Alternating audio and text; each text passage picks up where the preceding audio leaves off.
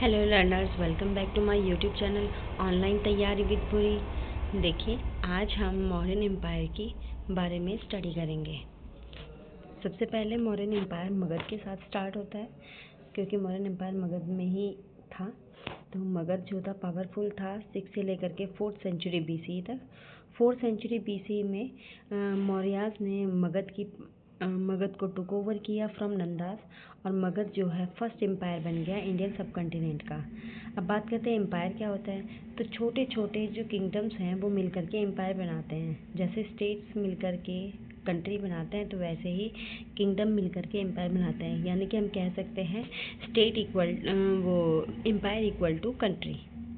Next देखते हैं Mauryan empire की इस्टेब्लिशमेंट में अलेक्जेंडर का बहुत बड़ा रोल था। अब कैसे था वो देखिए। अलेक्जेंडर द ग्रेट कहा जाता है, और ये वर्ल्ड का ग्रेटेस्ट कंकरर्स में से एक था।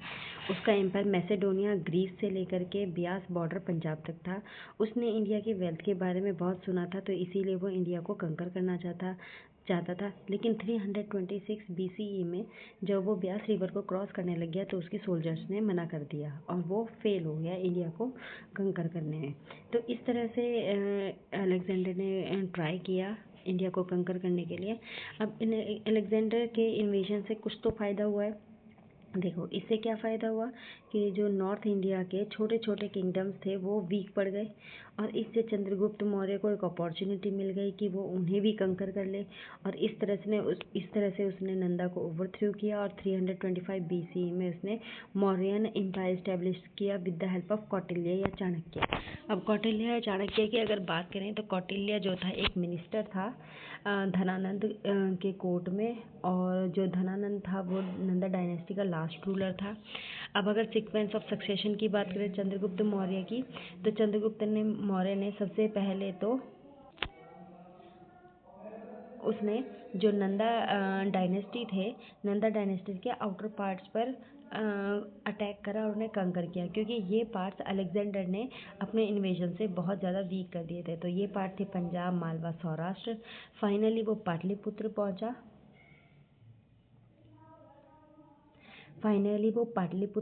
पाटलिपुत्र जो उस टाइम पर मगध की कैपिटल थे, जैसे मैं पहले भी बता चुकी हूँ। 321 BC में उसने ये किया। फिर उसने इंडस रिवर तक अपना एम्पायर एक्सटेंड करा, और इंडस रिवर तक जाने के बाद उसने अलेक्जेंडर के जो एम्पायर के थे उनसे अपने पार्ट्स वापस लिए। इस तरह से अलेक्जेंडर ने मौर्यंस की इस्टेब्लिशमेंट में रोल प्ले किया। अब बात करते हैं सेल्यूकस निकेटर की। बात करें तो सेल्यूकस निकेटर एक ग्रीक जनरल था अलेक्जेंडर का, और उस अलेक्जेंडर ने उसे ईस्ट पार्ट यानी कि इंडिया, ठीक है, पाकिस्तान, यहाँ वाले जो एरिया थे वो इसको दे रखे थे, इनका इंचार्ज बना रखा था। लेकिन 305 BC में जब चंद्रगुप्त के साथ इसका वॉर हुआ, तो ये हार गया, और इसने काबुल, हेरात, कंधार जो कि अफ़गानिस्तान में, बलूचिस्तान पाकिस्तान जो कि पाकिस्तान में है, इन सबको सरेंडर कर दिया चंद्रगुप्त को। और यही नहीं, उसने अपनी डॉटर भी दी शादी के लिए, और इस तरह से वहाँ पर पीस इस्टेब्लिश हुई। आगे देखते हैं मेगास्थनीज भी एक ग्रीक एम्बेसडर था, यानी कि सब उसी के थे ग्रीस के। और ये मौर्यन के कोर्ट में था पाटलिपुत्र में, और इसने एक बहुत इम्पोर्टेंट बुक लिखी है जिसका नाम इंडिका है, और ये जीके में भी आ सकती है कि इंडिका बुक किसने लिखी है। तो इंडिका बुक मेगास्थनीज ने लिखी है, और इसमें उसने मौर्यंस की टाइम के बहुत वैल्यूएबल इंफॉर्मेशन दी है। अब जब चंद्रगुप्त का रूल ख़त्म हुआ, उस टाइम तक देखो मौर्यन एम्पायर कहाँ कहाँ तक फैला था। नॉर्थ में हिमालय से लेकर के साउथ सेंट्रल इंडिया में नॉर्थ नर्मदा तक, ईस्ट में बंगाल से लेकर के वेस्ट में हिंदू कुश तक। तो इस तरह से बिंदुसार था। अब उसके बाद आया उसका बेटा जिसका नाम था चंद्रगुप्त बिंदुसार जो था वो चंद्रगुप्त मौर्य का बेटा था। उसने रूल किया 297 से 273 BCE तक, यानी कि लगभग 24 साल। और उसने भी अपने पापा की तरह 16 स्टेट्स को कंकर किया, यानी कि कहने का मतलब है कि उसने मौर्यन एम्पायर को बहुत ज़्यादा बढ़ावा दिया। अब बिंदुसार के बाद आया उसका बेटा Ashoka the great. Ashoka the great जो थे उसके अगर पेरेंट्स की बात करते हैं तो उसके पापा का नाम था बिंदुसार और माँ का नाम था उसका सुभद्रांगी और कहीं कहीं पर उसका नाम धर्मा भी मिलता है पाली टेक्स्ट में। उसकी जो पहली वाइफ थी वो महारानी देवी थी और दूसरी वाइफ उसकी असंधमित्रा थी और वो राजा बना 273 BCE में। हालांकि कहीं कहीं पर यह भी माना जाता है कि उसका जो राज तिलक था वो 269 BCE में हुआ था, जब उसने अपने सारे भाइयों को एक लड़ाई में हरा दिया था, तब उसका कोरोनेशन हो चुका था। लेकिन कहीं कहीं पर यह भी मिला है कि 273 BCE में वो किंग बना। उसके बाद उसने कलिंगा को अटैक करा था 261 BCE में। अब कलिंगा वार हमें सबको पता है, बहुत इंपॉर्टेंट वॉर है इंडियन हिस्ट्री का। देखिए कलिंगा के वॉर के बारे में अगर हम पढ़ते हैं 261 BCE में हुआ और ये कलिंगा जो है उड़ीसा का नाम है। आजकल भी एक ट्रेन भी चलती है कलिंगा के नाम से, तो वो भी उड़ीसा ही जाती है। अब जो कलिंगा था वो पावरफुल था और सेंटर ऑफ ट्रेड था पिलग्रिमेज रूट्स के लिए और ट्रेड्स के लिए भी। जो नंदा थे उन्होंने इसको एनेक्स किया। नंदा ने उसको जीत भी लिया, नंदा डायनेस्टी के जो किंग्स थे। लेकिन उन्होंने जो कलिंगा था उसने अपनी इंडिपेंडेंस वापस रिगेन कर ली।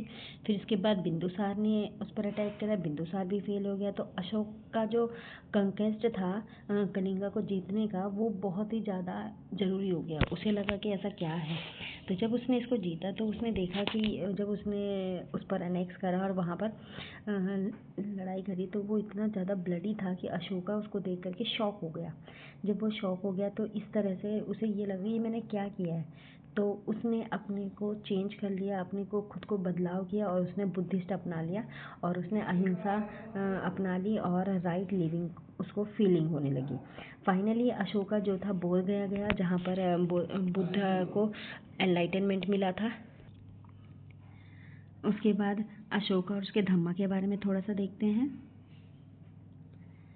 अशोका का जो अट्रैक्शन था बुद्धिज़्म के लिए वो उसके एडिक्ट से मिलता है। उसके जो एडिक्ट्स हैं वो इंडिया, नेपाल, पाकिस्तान, अफ़गानिस्तान के लगभग 30 प्लेसेस से मिले हैं। अब धम्मा का मतलब क्या होता है वो देखिए। धम्मा का मतलब होता है कि हर आदमी की कुछ ना कुछ ड्यूटी होती है to live according to certain religious codes, यानी कि उसको उस धर्म के कुछ कोड्स होते हैं, कुछ रूल्स होते हैं, उनको मानना पड़ता है, तो उसको धम्मा बोलते हैं।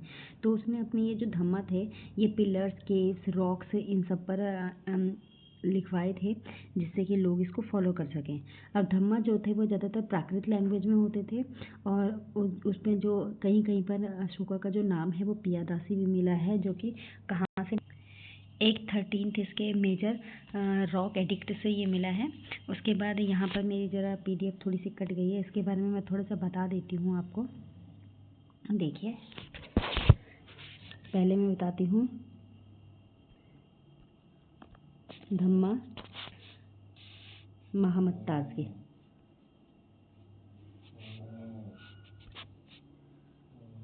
महामत्ताज के बारे में तो देखो धम्मा महामत्ताज जो थे वो अपॉइंटेड होते थे to devote themselves to the maintenance of Dhamma, मतलब ये धम्मा की मेंटेनेंस के लिए अपॉइंट किए गए हुए लोग होते थे। और इनका काम क्या होता था कि ये लोगों से धम्मा को मनवाएं, यानी कि लोगों को देखें कि मान रहे हैं या नहीं मान रहे। ज़बरदस्ती तो नहीं होती थी लेकिन उनका काम था ये।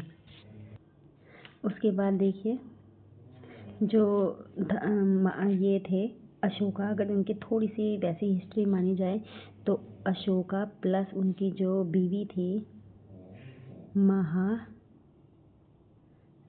देवी, उससे उनको 2 बच्चे पैदा हुए। एक तो था महिंदा जिसके बारे में हमने बहुत कुछ सुना होगा और एक थी संघमित्रा।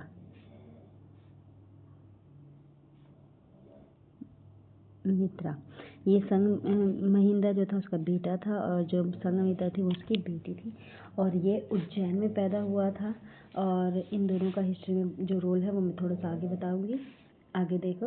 उसके बाद जो अशोका के बच्चे थे उनकी बात करते हैं। उस अशोका की काफ़ी सारी वाइफ्स बोली गई हैं कहीं कहीं पर, तो ये उन्हीं सोर्स से लिया गया है। तो सबसे पहले एक तो महारानी देवी थी जो कि मैं बता चुकी हूँ, एक कौरव की थी, एक कौरवकी थी। कौरवकी से उनका बेटा हुआ तिवाला, जो कि 3rd BC में पाटलिपुत्र में पैदा हुआ। उसके बाद पद्मावती थी। पद्मावती से जो बेटा पैदा हुआ उसका नाम कुणाल था, और कुणाल के बारे में बता दूँ तो 263 BC में पैदा हुआ था, और उसकी आंखें बड़ी प्यारी थी। तो कुछ उन्हीं रानियों में से एक रानी उनसे बहुत चिढ़ती थी, तो उसने उसको अंधा करा दिया था। लेकिन अशोक को अपने बेटे को लेकर जगह जगह घूमा, फाइनली उसकी आंखें सही भी हो गई थी। अब बात करते हैं असंधमित्रा की। तो असंधमित्रा के जो है बच्चे नहीं हो सकते थे, तो उन्होंने एक बेटी गोद ली थी जिसका नाम था चारुमित्ता। उसके बाद अशोक का जो पिलर है वो कहाँ से मिला है? वैशाली से भी मिला है, जो कि एक लायन कैपिटल है। उसके साथ में उसका एडिक्ट मिला है धौली से, बहुत जगह से मिले, लेकिन ये कुछ नाम थे जो बुक्स में लिखे हुए थे, उनके बारे में देखते हैं। अब देखते हैं अशोका ने क्या क्या काम कराए। उसने लोगों के लिए कुएं खुदवाए, गार्डन ट्रीज प्लांट करवाए, हॉस्पिटल्स बिल्ड करवाए, और इवन उसने पब्लिक गार्डन्स भी क्रिएट कराए फॉर मेडिसिनल हर्ब्स। उसमें मेडिसिनल हर्ब्स लगाई जाती थी ताकि जो है उसको जो सब्जेक्ट्स थे यानी कि जो उसके लोग थे उनको फ़ायदा हो सके। उसके बाद उसने मोनेस्ट्रीज भी बनाई भिक्षुज यानी कि मंक्स के लिए, और भिक्षुणीज यानी कि नन्स के लिए, जो कि बुद्धिज़्म के होते थे। अब बात करते हैं मौर्यन एडमिनिस्ट्रेशन की। तो जो मौर्यन एडमिनिस्ट्रेशन का जो सोर्स है वो मिलता है हमें इंडिका से, जो कि मेगास्थनीज ने लिखी है, एडिक्ट्स ऑफ अशोका से, और अर्थशास्त्र जो कि कौटिल्य ने लिखी है। अब देखिए वेरियस जो एडमिनिस्ट्रेटर्स थे वो कौन कौन थे।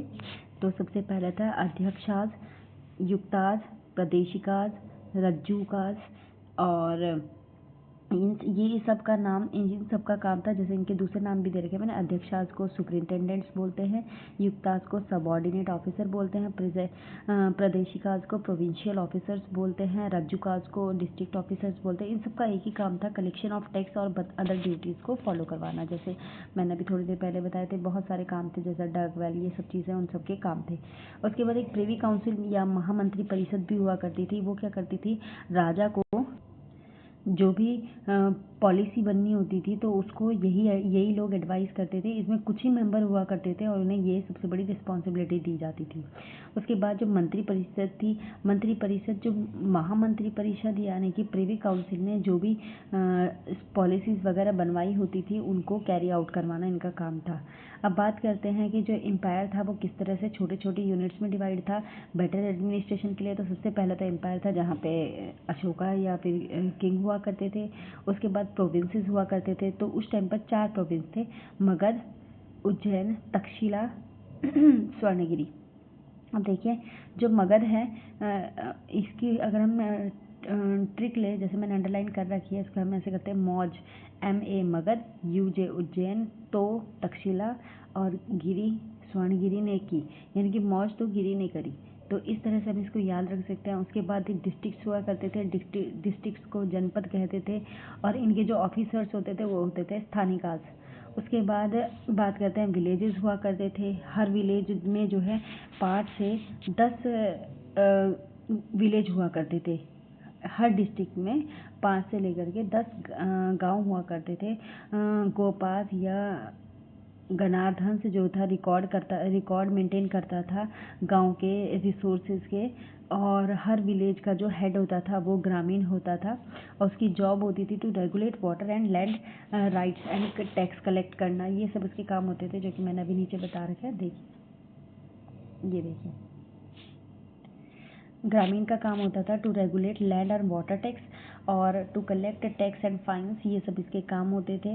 विलेजेस में जो है ज़्यादा ऑटोनॉमी थी, यानी कि ज़्यादा इंडिपेंडेंस थी, और जो लगभग हर दिन के जो अफेयर्स थे वो विलेजर्स के जो बड़े विलेजर्स थे वो लोग खुद ही सुलझा लेते थे, और जो पूरा विलेज था वो पार्टिसिपेट करता था कम्युनिटी एक्टिविटीज़, जैसे कि गाँव में जो कुछ मेला लग गया, जो कोई पब्लिक एंटरटेनमेंट हो गया, तो उन सब में गाँव के लोग पार्टिसिपेट क्या करता है। बड़ा एंटरटेनमेंट होता होगा, क्योंकि हम इमेजिन ही कर सकते हैं। देखो कितना अच्छा लग रहा है सुनने में कि हाँ पूरे गांव के लोग पार्टिसिपेट कर रहे हैं। आजकल तो कौन ही करता है, आजकल तो सब लोग इतने बिजी हो चुके हैं। खैर आगे देखते हैं। Well organise system of urbanisation भी देखने को मिला है वहाँ पर, the imperial city of Pataliputra में। तो मेगास्थनीज के अकॉर्डिंग 30 लोगों की एक कमेटी थी, अपॉइंट करी गई थी, जो कि एडमिनिस्ट्रेशन को देखती थी पाटलिपुत्र में। और इन लोगों को 6 ग्रुप्स में बांटा गया था। तो ग्रुप 1 जो था इंडस्ट्रियल एक्टिविटीज़ को देखता था, ग्रुप 2 एंटरटेनमेंट देखता था, जो फॉरेनर्स होते हैं यानी कि जो बाहर से लोग आते थे और उन्हें लॉजिंग देना यानी कि उन्हें रहने के लिए सुविधाएं देना और उनकी हॉस्पिटैलिटी यानी कि उनकी केयर वगैरह देखना सेकेंड ग्रुप का काम था। उसके बाद रजिस्ट्रेशन ऑफ डेथ और बर्थ और डेथ का रजिस्ट्रेशन थर्ड ग्रुप करता था। फोर्थ ग्रुप का काम था ट्रेड और कॉमर्स को देखना और वेज वगैरह को चेक करना, ये सब इसका काम था। फिफ्थ ग्रुप का काम था सुपरविजन ऑफ मैन्युफैक्चर्ड आर्टिकल, जो भी आर्टिकल मैन्युफैक्चर होते थे उनको सुपरवाइज करना कि वो सही बन रहे हैं कि नहीं बन रहे हैं, पता लगा उनमें कुछ गड़बड़ हुई थी, ये सब सुपरवाइज करना था फिफ्थ ग्रुप का काम। उसके बाद सिक्स ग्रुप का काम फाइनल था, जो कि कलेक्शन ऑफ टैक्स करता था कि टैक्स वगैरह कलेक्ट करना इसी का काम हुआ था। कौटिल्य के अकॉर्डिंग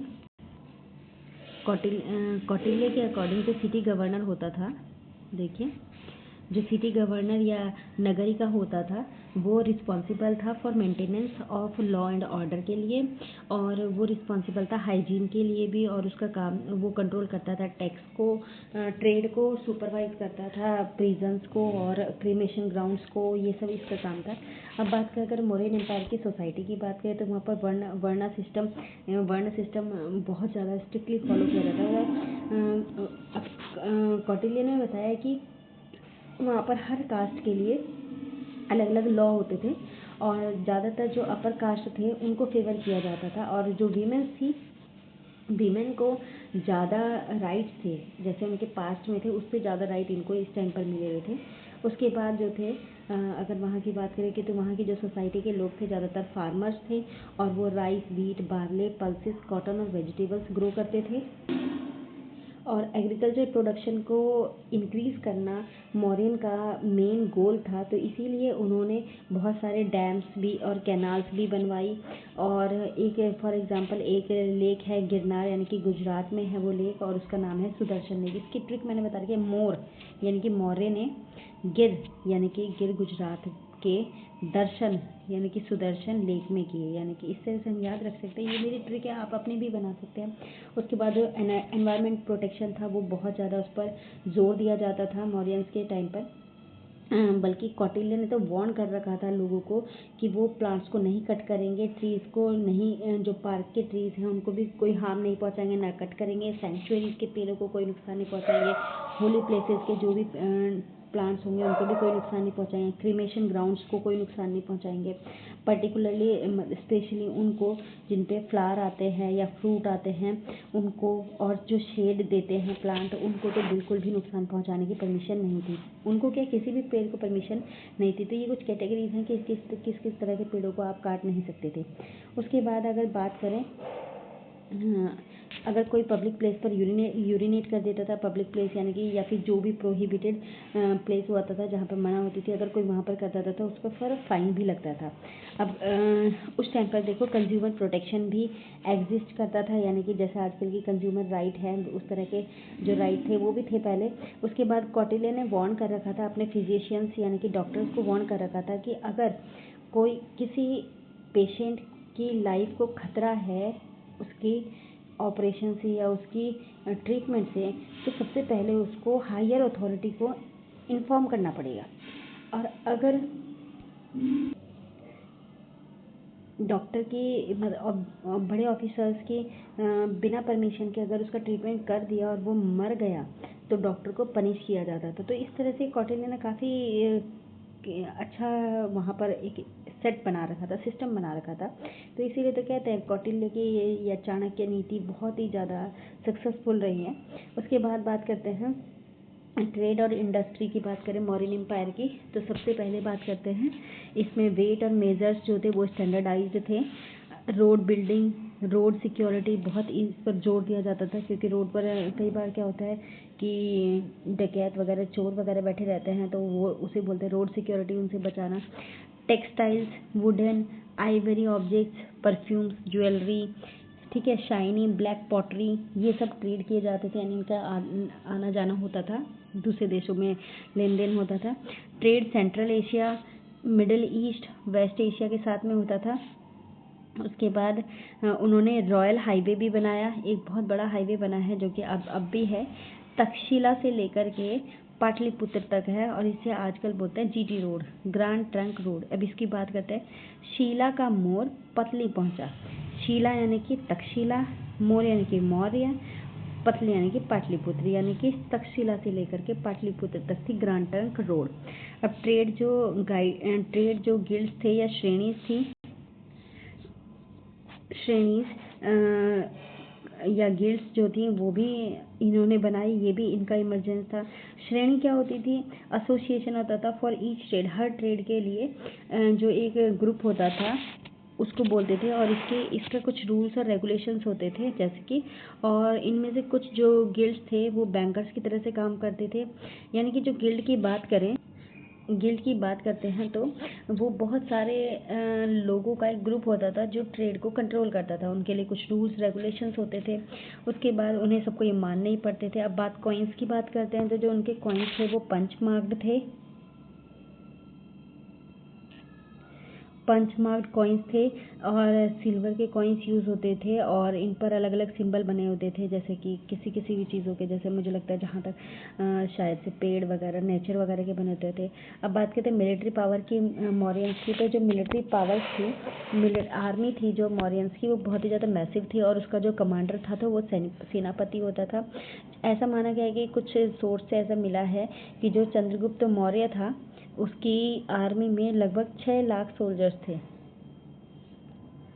6 लाख सोल्जर्स थे, और उसकी जो मॉडर्न टाइम पर जो आर्मी हुआ करती थी उसके